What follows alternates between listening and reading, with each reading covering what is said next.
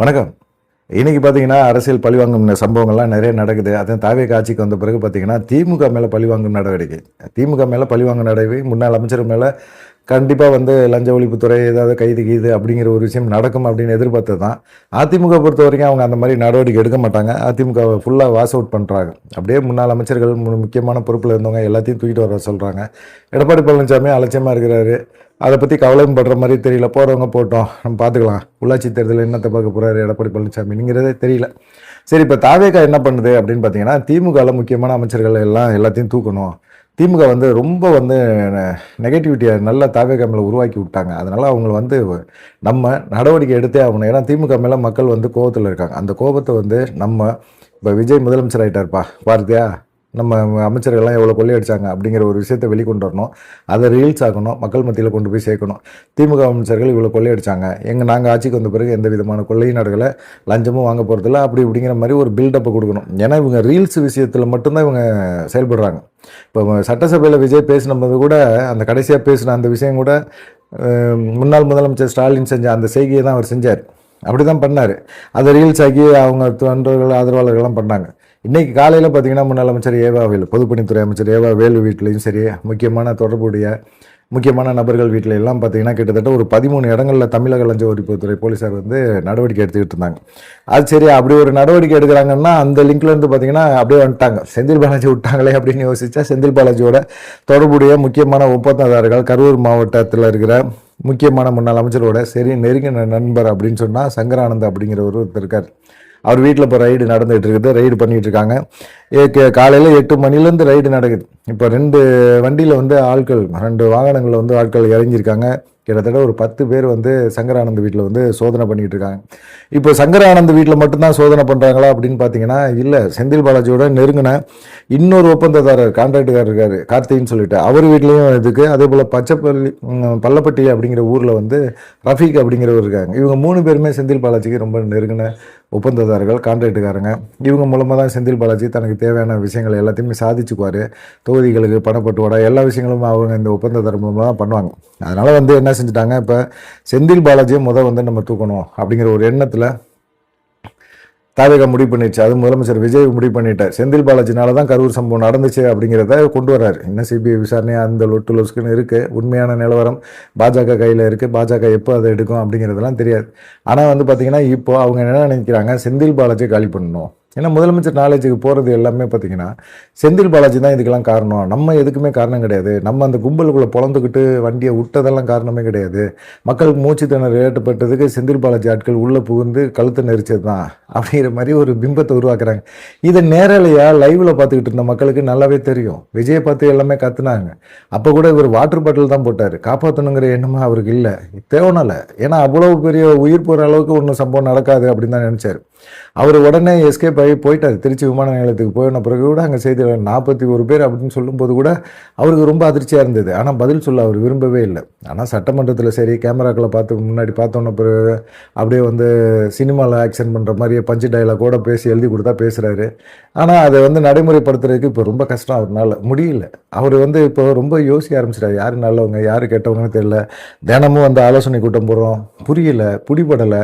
இது cinema dialogue மாதிரி யாராவது டைலாக் எழுதி கொடுத்து, யாராவது இப்படி நடிங்க அப்படின்னு சொல்லி கொடுத்து டைரக்ஷன் பண்ணால் அது மாதிரி செஞ்சிடலாம். அரசியல் அப்படி கிடையாது இல்லை. எம்ஜிஆரோ ஜெயலலிதாவோ கலைஞரோ ஸ்டாலினோ இந்த மாதிரி வரல. அவங்க அரசியல் அனுபவத்தோடு தான் வந்தாங்க. அதனால தான் அவங்களால சமாளிக்க முடியுது. இப்போ எடப்பாடி பழனிசாமினால சமாளிக்க முடிஞ்சது, ஏன்னா அவர் அமைச்சராக இருந்தார். இவர்னால, விஜய்னால முதலமைச்சரான பிறகு அவரால் சமாளிக்க முடியல. என்னடா இது, காலையில் எந்திரிச்சதுலேருந்து தூங்குற வரைக்கும் ஏதாவது ஒரு டென்ஷனை உருவாக்கிக்கிட்டே இருக்கிறாங்க. அங்கே போகணும், இங்கே போகணும், இதை பண்ணணும், அதை பண்ணணும். நடுவில் ஏகப்பட்ட கையெழுத்து வாங்குறாங்க. எதுக்கு கையெழுத்து வாங்குறாங்கன்னே தெரியல. எதுக்கு நம்ம ஓகே சொல்லியிருக்கோம், எது ஓகே சொல்லலை. அவங்க அதிகாரிகள் சொல்கிறது புரிகிற மாதிரி இருக்குது, புரியாத மாதிரி இருக்குது. என்ன நடக்குதுன்னே தெரியல. தனக்கு பின்னாடி என்ன விஷயங்கள் நடக்குது அப்படிங்கிறதே அவரால் கூர்ந்து கவனிக்கவே முடியல. என்ன பண்ணுறது, எல்லாமே இப்போ அமைச்சர்கள் எல்லாமே பார்த்திங்கன்னா புதுசு. எல்லாத்துக்குமே துறை ரீதியான விஷயங்களே அவங்களுக்கும் புலப்படலை. அதிகாரிகள் இருக்காங்க பார்த்துக்குவாங்கன்னா, அதிகாரிகள் கையில் ஆட்சியை ஒப்படைச்சோம்னா அது மிகப்பெரிய ஒரு பிரச்சனை பஞ்சாயத்தை உருவாக்கும்னு விஜய் பயப்படுறாரு. அப்படின்னு சினிமாலேயே நடிச்சிட்டு இருந்திருக்கலாமையா அப்படின்னு. ஆனால் மக்களுக்கு நல்லது பண்ணணும்னு சொல்லிட்டு வந்துட்டோம். மக்களுக்கு நல்லது பண்ணி தான் ஆகணும் அப்படிங்கிறது ஒரு எண்ணமும் இருக்குது. ஆனால் எல்லாருமே ஒத்து போவாங்களா? இப்போ ஆதவ அர்ஜுனா இருக்காரு, புஸ்லி ஆனந்த் இருக்காரு, ஜான் ஆரோக்கியசாமி இருக்காரு, ஜோதிடர் ரத்தன் பண்டிட் இருக்காரு, இப்படி எல்லாருமே இருக்கிறாங்க. எல்லாருமே இருந்தாலும் என்ன பண்ணுறது? அவங்களால தான் பிரச்சனை வருமோ அப்படிங்கிற பயம் கூட அவருக்கு முதலமைச்சர் விஜய்க்கு இருக்குது. அந்த அளவுக்கு நடக்குது. ஆனால் ஒரு சைடு வந்து அதிமுகவை அழிக்கணும் அப்படின்னு நினைக்கிறாங்க. தனிப்பட்ட முறையில் ஆதவ அர்ஜுனா திமுகவை அழிக்கணும் அப்படின்னு நினைக்கிறாரு. அவர் வந்து சில விஷயங்களை வந்து முதலமைச்சர் விஜய்க்கு கொடுக்குறாரு. தவறான தகவலாக கூட இருக்கலாம், நியாயமான விஷயமாக கூட இருக்கலாம். ஏவா வேலு வந்து பொதுப்பணித்துறை அவர் தாங்க இவ்வளவு தொகுதிகளுக்கு செலவு பண்ணார், அவங்கள வந்து காலி பண்ணணும் அப்படின்னு முடிவு கூட எடுக்கலாம். அது முதலமைச்சருக்கு சொல்லும்போது செந்தில் பாலாஜி மேலே நடவடிக்கை எடுக்கிறோம், லஞ்ச ஒழிப்புத்துறை ஏவுறோம், இந்தந்த விஷயங்களை அவங்க வந்து இது பண்ணியிருக்காங்க. ஏவாவில் பொதுப்பணித்துறையில் நிறைய கான்ட்ராக்டு நிறைய ஒப்பந்தம் பண்ணியிருக்கோம், நிறைய விஷயங்களை செயல்படுத்தியிருக்கோம் அப்படின்னு சொல்லிட்டு பொய்யான கணக்கு காட்டி ஏகப்பட்ட கோடிகளை லாட்டை பண்ணியிருக்காரு, லவட்டி இருக்கிறார் அப்படிங்கிற விஷயமே வந்து பார்த்திங்கன்னா இவங்களுக்கு பயமாக இருக்குது. இப்போ என்ன இந்த இதெல்லாம் புள்ளி விவரங்களோடு எடுத்துட்டு இது முதலமைச்சர் காட்டினா நடவடிக்கை எடுத்துருங்க அப்படின்னு சொல்லிடுவாங்க. அவங்க மேலே நடவடிக்கை எடுக்க திமுக என்ன செய்யும்? தாவேக அரசு மேலே மிகப்பெரிய ஒரு தாவேக அரசுக்கு எதிரான ஒரு போராட்டத்தை கொண்டு வருவாங்க. எம்ஜிஆர் காலகட்டத்திலே அவங்க நடத்துனாங்க. கலைஞரை அரெஸ்ட் பண்ணும்போது மிகப்பெரிய அளவில் ஜெயலலிதா காலகட்டங்கள்லாம் நடந்துச்சு. அவ்வளோ பெரிய சம்பவங்கள்லாம் நடந்துச்சு. திமுக நினச்சா மிகப்பெரிய ஒரு பிரம்மாண்டமான ஒரு ஆர்ப்பாட்டம் போராட்டம் தாவேக அரசுக்கு எதிராக நடத்த முடியும் அப்படிங்கிறத அது எம்ஜிஆர் காலத்திலையும் ஜெயலலிதா காலத்திலையும் பண்ணியிருக்கிறாங்க. அதே போல் இப்போ பண்ணுறதுக்கு அவங்களுக்கு எவ்வளோ நாள் ஆகிட போகுது? 6 மாத காலம் அவகாசம் கொடுத்துருக்காங்க. 6 மாத காலகட்டத்தில் அதிகாரிகள் சொன்ன விஷயங்களை வந்து முதலமைச்சராக விஜய் புரிஞ்சிக்க முடியுமான்னு கூட தெரியல. ஏன்னா அந்தளவுக்கு இருக்குது. இவர் தான் முதலமைச்சர், இவர் சட்டம் எங்களோடது தான் அப்படின்னு அதிகாரிகள் சொல்கிற மாதிரி ரஜினிகாந்த் சொல்லுவார்ல செந்திலை பார்த்து, அவர் மாப்பிள்ளை அவர் தான், போட்டுக்க சட்டம் என்னோடது அப்படிங்கிற மாதிரி அவர் தாங்க முதலமைச்சர், தமிழ்நாட்டுக்கு முதலமைச்சருங்க. ஆனால் நாங்கள் தாங்க அப்படிங்கிற மாதிரி அதிகாரிகள் நாங்கள் தாங்க, எங்கள் கட்டுப்பாடில் தாங்க அரசியலே நடக்குது அப்படிங்கிற மாதிரி அவங்க சொல்லுவாங்க. ஏன்னா அவங்க எழுதி கொடுக்குறது தான் அவர் நம்புகிறாரு, பேசுகிறாரு, செயல்படுத்துகிறாரு, இப்படி நடக்குது. இப்போ வேலுவை பிடிக்காத நிறைய அதிகாரிகள் இருப்பாங்க. அவங்க போட்டு கொடுக்குறது தான் இந்தந்த விஷயங்களை ஒரு தப்பு பண்ணியிருக்காருன்னு போட்டு கொடுக்குற விஷயங்கள் தான். அதை எடுத்து அதை ஒரு சின்ன கையில் எடுத்துக்கிட்டு அதை எடுத்து இப்போ செந்தில் பாலாஜிக்கு நெருங்கின முக்கியமான சங்கர், அதே கார்த்திக், ரஃபிக்கு இவங்க வீட்டில எல்லாம் சோதனை, லஞ்ச ஒழிப்புத்துறை சோதனை. அடுத்து எங்கே போவோம்? செந்தில் பாலாஜிக்கு தான் நெருக்கடி கொடுப்பாங்க. செந்தில் பாலாஜி ஈஸியாக சுலபமாக தப்பிச்சுக்குவார். அவரெல்லாம் பொறுத்த வரைக்கும் பெருசாக கிடையாது. அவர் உடனே இங்கேருந்து திமுகலேருந்து தாவேகா கூட தவறுவார். அதிமுகலேருந்து இங்கே வந்தவர் தானே திமுகவில் செயல்பட்டார். ஆனால் இவங்கெல்லாம் விஜய் தரப்புலலாம் ரீல்ஸ் இதெல்லாம் பார்க்கும்போது இவங்க சொல்கிறதெல்லாம் பார்த்தீங்கன்னா பயங்கர பிரம்மாண்டமாக சொல்லிகிட்டு இருக்காங்க. நாங்கள் தாங்க தொடர்ந்து ஆட்சி அமைப்போம். நேற்றுலாம் பார்த்தீங்கன்னா அறநிலையத்துறை அமைச்சர் ஒரு வருஷத்தை சொல்கிறாரு.